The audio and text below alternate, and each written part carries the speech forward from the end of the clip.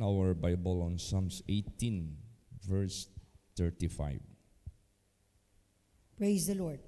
Thou hast also given me the shield of thy salvation, and thy right hand has holden me up, and thy gentleness has made me great. Yes. So, siya po ang nagbigay sa atin ng kalasag ng kaligtasan. At ang kanyang kanang kamay ay humawak sa atin patayo. At ang kanyang kagandahang loob ang siyang gumawa sa atin na dakila. Alam mo, napaka-importante itong shield of salvation. Pag sinabi mong shield, this is more on protection. Ang ibig sabihin niyan, ang isang tao na tinatawag nating being saved, still vulnerable to his destruction. Bakit? Habang nabubuhay pa tayo sa sanglibutang ito at kinonsider natin ang ating buhay which are in the Lord, serving Him faithfully, honestly, we are saved therefore, but we are vulnerable to destruction. We need shield.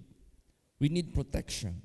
We need it every moment sa buhay natin. That is why shield of our salvation. Praise the Lord. Kailangan talaga natin yan. At anong klaseng shield ang binibigay ng Diyos sa buhay natin? If you imagine shield, usually shield that is smaller than our height. Maybe it is wider than our body. But in terms of height, we are taller than the shield. Kasi pag shield, mahirap naman magdala ka ng mas taller sa iyo. Mahihirapan ka magdala niyan. Laging nakaangat yung kamay mo. Mangangalay ka niyan. Pero iba ang shield ng Diyos na ibibigay sa atin, which is the shield of salvation. How do we imagine and how do we describe it as what the Bible says? What kind of shield is that?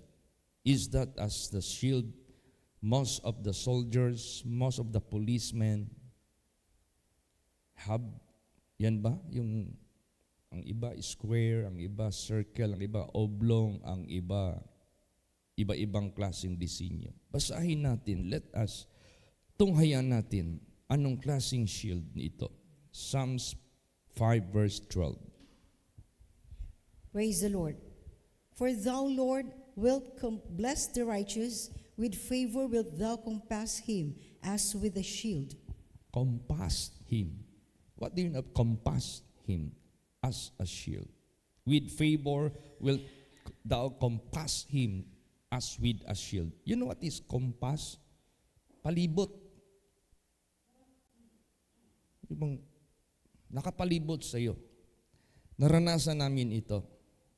Nung nagkaroon po ng baptism sa Manila, maybe third time na baptism namin. Usually we make our baptism in Cavite. Doon sa Misuki kami doon sa Manila congregation. Parang Rildo ba yun o ano yun. Ngayon, sabi ng mga members, Pastor, mag-iba na naman tayo ng venue. Lagi na lang tayo sa Cavite. Sabi ko, sige. Saan? Doon na naman tayo sa Los Baños.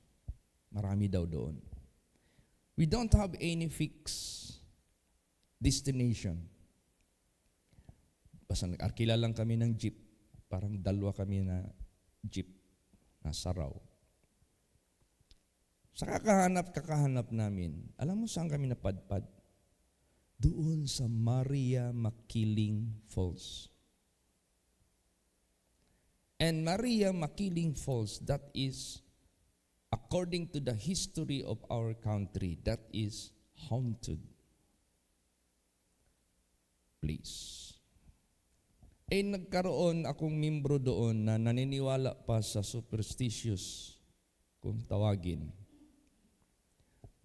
Nagtaka kami habang naglalakbay kami papunta na doon sa falls mismo. Sigaw ng sigaw. Hawak niya yung anak niya ng dalagita. Annabel ang pangalan. Hawak niya ha. Tapos habang naglalakbay kami, nagbabaybay kami doon sa gilid, sigaw ng sigaw, Annabel! Annabel! Annabel! Annabel! Hanggang nakarating doon. Sabi ko, bakit ginagawa mo yan, Sister Carmen? Carmen ang pangalan noon. Kasi, ang alam namin, Pastor, haunted ito, nawawala daw yung mga bata dito. Pero para daw masumpa, isigaw mo yung pangalan ng anak mo na dala mo para hindi kunin. Hindi ka ba kumpiyansa kay Jesus? Huwag ka na magsigaw-sigaw dyan. Minto siya. Approximately, they were 14 na magpabaptize sa Manila congregation. Kasama na dyan si Renante, si Bobby Balon, si Lowy, yung mga young people natin noon. Alam nyo ba? Yung falls nandyan lang sa likod namin. Bumubuhos. Doon lang kami sa paa.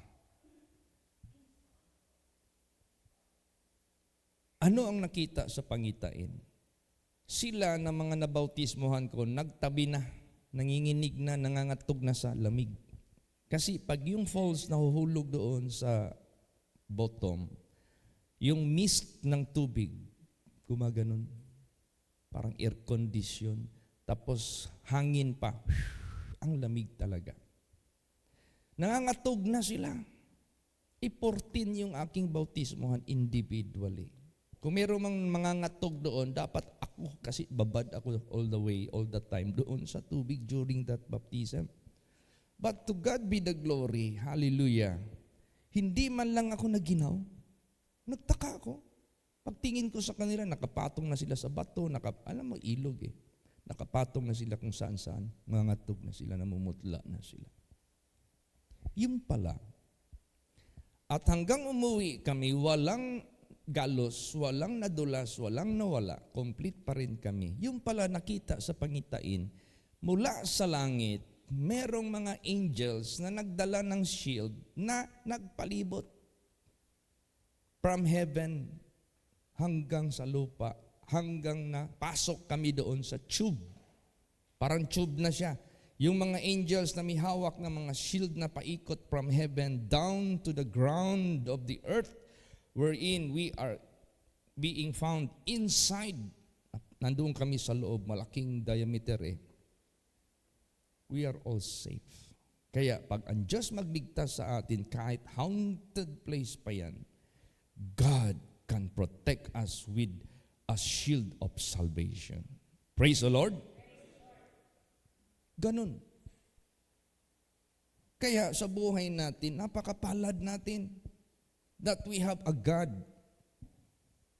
that can protect us from the aggressor, from the attackers, from the wicked Satan. Kaya tayo na mga saved, we always pray, we always commit our everything. Pray lagi, Lord, cover me with your precious blood. Lord Jesus, compass me with a shield. Walang mangyari sa atin. Kahit pa anong atake ng satanas na yan, kahit pag gamitin na niya lahat ng puwersa to destroy us, to deceive us, He cannot. He cannot. Because we are being compassed with a shield. Praise the Lord. So, basa pa, Deuteronomy 33:29. Praise the Lord. Happy art thou, O Israel, who is like unto thee, O people saved by the Lord, the shield of thy help, and who is the sword of thy excellency. And thine enemies shall be found liars unto thee, and thou shalt tread upon their high places. Ayan. Magiging sinungaling ang mga kaaway ninyo. Tingnan mo si Goliath, naging sinungaling. Sabi ni Goliath kay David, ikaw, gidalhan nimo kog pintik, unsay tanaw nimo sa ako, iro. Kunis-kunisun ko na imuhang unod, ipakaon ko na sa kalanggaman. Di ba naging sinungaling si Goliath? Samantalang ang sabi ni David, I will come unto you in the name of the Lord God Almighty, the God of Israel. I will cut your neck. Sino ang naging sinungaling? Di ba ang kaaway ni David? Hindi natupad yung mga sinasabi niya. Kaya maging sinungaling yung kaaway natin, si Satanas. Alam mo, tanungin ko kayo, have you encountered Satan in your life? And he became a liar unto you. Sa buhay ko as a servant of God, I encounter Satan many times. And tama itong sinabi dito, the enemy found a liar. Nung sa Manila, nung napossess yun si Sister Remy noon, sabi ni Satanas sa akin, yung napossess na siya, it is Satan the devil that is speaking to me. Sabi niya, hindi ko na ibibigay itong pinasukan ko. Akin na ito. Akin na ito. Tapos sabay siya ng tawa. Tawa siya. Akala mo kampante na siya. Akala mo winner na siya. Akala mo tapos na ang kaaway niya nakaharap niya. Sinagot ko talaga siya. Hindi ko siya ibibigay sa iyo, Satanas. Binigay siya ng Diyos sa buhay ko. I will not release her unto you. In the name of Jesus Christ, you cannot take her. Tingnan mo, naging sinungaling si Satanas. Hindi niya nakuha yun. Praise the Lord. Dito sa Matina, yung border ni Sister, the late Juana Julian, yung border niya na napossess doon sa kanyang boarding house sa Panakan, na nag-aaral ng midwifery dyan sa Picaro, midwifery school. Dinala namin dito sa simbahan. 3 days, hindi na-delivered 3 days. Tagal. Anong sabi ni Satanas sa atin? Sabi sa akin, mapapagod ka na lang. Hindi ako aalis dito. Tinawanan niya ako. Mapapagod ka na lang. Hindi ako aalis dito. Sinagot ko siya, Satanas, hindi ako mapapagod. I can do all things through Jesus Christ. Pag si Jesus ang pinaglalaban mo at tinanindigan mo, wala nang ibang makatotohanan kaysa Kanya. Wala nang stronger kaysa Kanya. Kahit si Satanas pa, na strongest dito na tinutuguran, walang laban yan. He will be found liar unto you. Yung pala, hinihintay lang mga magulang from Baganga. Nung ang parents na niya ang nagsisi at lumapit kay Jesus Christ, yun na. Kumilos yung power ng Diyos. Sabi ko, Satanas, lumabas ka na. Anong sabi niya? Pagod na ako, lalayas na ako. Alas 6 ng hapon, lalayas na ako. Pagod na ako. Di sinungaling siya. Sabi niya, di siya mapapagod. Napagod. Iimisin ko muna yung mga pana ko, tsaka yung bangkaw ko, lahat ng gamit ko. Aalis na ako. Alas 6 punto, lumayas yan. Sinuntok pa yung mga tao na napalibot sa kanya. Parang si Fernando Po Jr. Dadama talaga nila yung tama. Ikaw, humirit ka pa. Napagod siya. Ang sabi niya, hindi siya mapagod. Pero nung tinayuan ko yung si Lord Jesus Christ, hindi ako mapapagod. I can do all things through Christ that strengthened me. Siya ang naging sinungaling. Tayo ang nagwagi sa kaaway natin. Praise the Lord.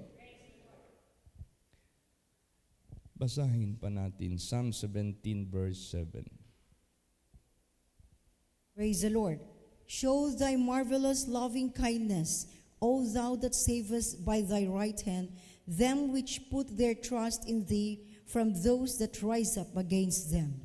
Yan, ipakita mo yung marvelous loving kindness na nagliligtas ka sa sa kanang kamay mo doon sa nananalig sa Kanya. Alam mo, God will use His right hand to protect us, to save us from our enemies. And that is the strongest power of God, and none which is stronger than His right hand. To God be the glory. Basa pa, Psalms 45 verse 4. The Lord. And in thy majesty ride prosperously because of truth and meekness and righteousness, and thy right hand shall teach thee terrible things. Yes. Nandyan yung prosperously because of truth and meekness and righteousness, and thy right hand shall teach thee terrible things. Sino nagturo sa atin to fight Satan victoriously? Sino nagturo sa atin to fight the devil all the way, all the time, without defeat? Si Jesus. Praise the Lord. How many demon possessed already? We encountered among pastors, among members, that Satan has never any one victory. That is terrible. Yes, because God teach us terrible things. Praise the Lord. Naalala niyong gipost minsan dyan sa dahikan na mayroon na possess doon na yung people? Na kahit saan sino-sino na lang saan nila dinala. Hindi na delivered. Nakiusap dito sa atin, Pastor Chief. Pag ma-deliver na itong anak ko, ipatira ko dyan sa Davao. Para bang ihalad na lang niya. 15 years old boy. Sabi ko, sige lang, hintayin nyo lang si Pastor Nonoy dyan. Busy pa siya. Ay, grabe. Malakas talaga. Kahit ilang sa kanya, mapag-atakihin, yung mga magulang pagod na. Parang 1 week na yun. Pagdating doon ni Pastor Nonoy, isang pray lang ni Pastor Nonoy, delivered ka agad. Praise the Lord. Ngayon, may nag-post, tinestimony nila, praise the Lord, nandito na yung binatilyo, wala nang anumang makikita mo na napasukan. Normal na lahat. The pastor of the Holy Place International Ministry came over here, Pastor Nonoy Mangaliwan. After the prayer, nakas out yung masamang espiritu. Now, he is absolutely, interview pa, wala na talaga naramdaman. Praise the Lord. Because it is God who teach us terrible things. Basa pa. 1 Thessalonians 2:13. Lord.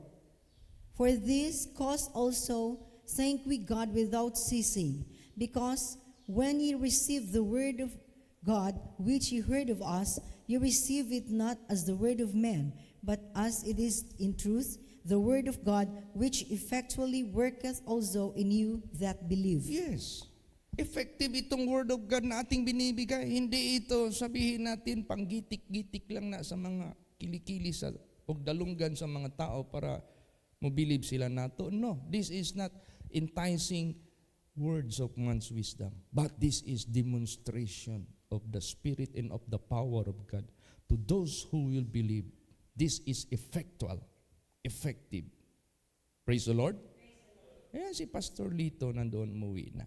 Merong na-possess sa ibang simbahan. Eh bakit hindi nila ma-deliver? Dinala nila sa holy place na delivered. Ang tanong, bakit kaya? Well, only God knows why. Praise the Lord. May na-possess na naman sa ibang simbahan. Siguro out of pride, hindi nila dinala sa holy place. Kahit alam na nila na lahat ng mga demon possessed dinadala dito, nakakas out. Hindi nila dinala. Dinala sa ospital. Tigok. Hindi mo pwedeng mabibiro yan si Satanas. Hindi yan siya He is not a joke. There are how many personalities whom he destroyed already. Kaya, huwag tayong lumayo sa Diyos. Praise the Lord. Kapit tayo sa Kanya ng mahigpit. Basa pa. Psalm 60 verse 4. Praise the Lord. Thou hast given a banner to them that fear thee, that it may be displayed because of thy truth. Yan, nagbigay ka sa amin ng bandila. Kami na natakot sa iyo, kami na niniwala sa inyo, kami na naglilingkod sa inyo para ma-display ito because of thy truth. Because of your truth. Basa pa, Revelation 6:2. Praise the Lord. And I saw, and behold, a white horse, and he that sat on him had a bow, and a crown was given unto him, and he went forth conquering and to conquer. Yan, alam mo itong white horse na ito na nakasakay, may nakasakay? Naranasan ko na siya. Actual ito. Nung nagkaroon kami ng casting out of demons dyan sa Makati, isang hotel dyan na mataas. Yung Marshall Island na country na pinanggalingan nila. Yung na-possess na babae na taga Cebu. Alam mo, 5 years siyang na-possess doon sa Marshall Island, walang nakadelivered. Millions na ang gastos ng uncle niya para lang na mag-hire ng psychic, hindi na-delivered. Dinalan nila dito sa Manila, pinakas out nila ng 7 priests. Pina-exorcist nila ng 7 priests sa Manila. Hindi sa Cebu, hindi sa Visayas, Manila, the center of their quarter. 7 priests, hindi na-delivered. Nung tayo na ang inimbita nila, anong nangyari? Pinakita doon, Black Dragon pala ang pumasok sa babae na yan. Tapos merong Red Dragon na gustong mag-reinforce against us. Pero hindi pa siya nakapasok sa bintana ng hotel. Doon pa siya sa sky. Anong nakita sa pangitain? There was a white horse and someone who is riding it. Sila ang nag-away doon sa air. Natalo niya yung Red Dragon. Ako naman sa ground doon sa hotel against Black Dragon. Hinabol ko siya, kinasat ko siya in the name of the only Savior of the world. In Jesus' name, nakas out. Victory. Praise the Lord. Hindi tayo pababayaan. God will never leave us. Kaya that white horse, I already experienced His assistance, His help, His deliverance. Lahat ng sinasabi sa Bible, this is faithful and true. Praise the Lord. May sinabi sa akin si Brother Gigi, yung aking son-in-law. Dad, may sinabi si Papa sa akin kahapon. Habang nakikinig siya ng Word of God, nagre-response siya. Binulungan niya ako. Meron siyang sinabi. Ano yun, G? Isipin ko muna, basta may sinabi siya.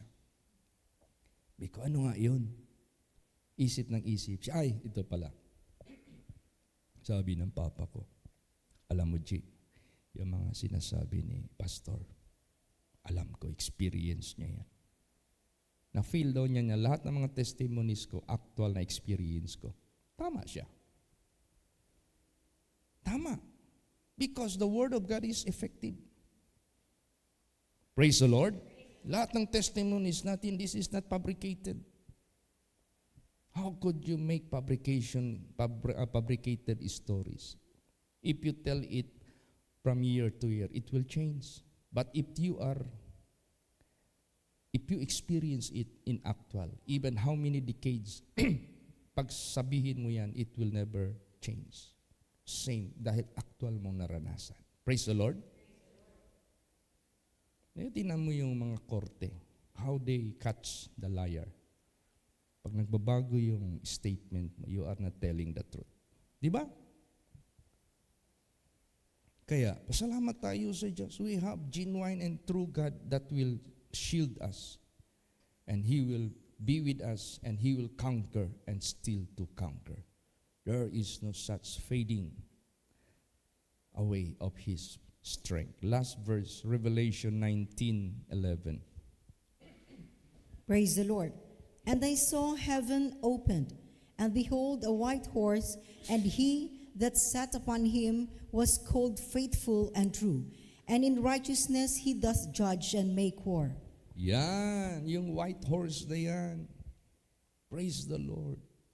Ang nagsakay dyan, faithful and true. And in righteousness, he doth judge and make war. See? He overcame the red dragon that would reinforce my enemy on the ground, the black dragon. He was defeated. The one who sat on the white horse. Praise the Lord. And the same name I use to defeat the black dragon. Victory. Kaya salamatan natin ang ating Panginoong Diyos. After this devotional, mag-alis na yung ating mga kapatiran to fetch Pastor Tam and bring him to Madsayap together with them. Let's pray for their journey and for their successful celebration in Madsayap anniversary. And dito naman tayo, meron tayong babautismohan mamaya. So to God be the glory. Thou hast given me the shield of thy salvation. Thy right hand hath holden me up, and thy gentleness hath made me great. God will make us greater than our enemies. Praise the Lord. Magsitayo po ang lahat. Let us all pray.